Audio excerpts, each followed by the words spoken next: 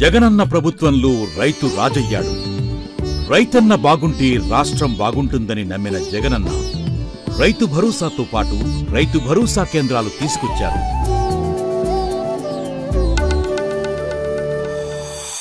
జగనన్న పాలనలో రైతులకు మేలు జరుగుతుందని గమనించిన చంద్రబాబుకు కన్ను కుట్టింది. అందుకే రైతులకు కరువు మరియు తుఫాన్ల కారణంగా ఇచ్చే ఇన్పుట్ సబ్సిడీని ఆపించారు.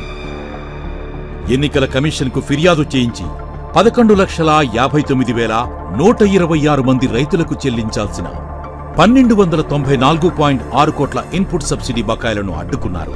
చంద్రబాబు మొదట్నుంచి కూడా రైతు వ్యతిరేకి. రైతులకు చెప్పిందొకటి చేసిందొకటి.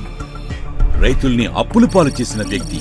రైతులకు పంట రుణాలు ఇవ్వక, సబ్సిడీ విత్తనాలు, ఎరువులు, యంత్ర పరికరాలు ఇవ్వకుండా రైతుల్ని ఎన్నో ఇబ్బందులకు గురిచేశారు.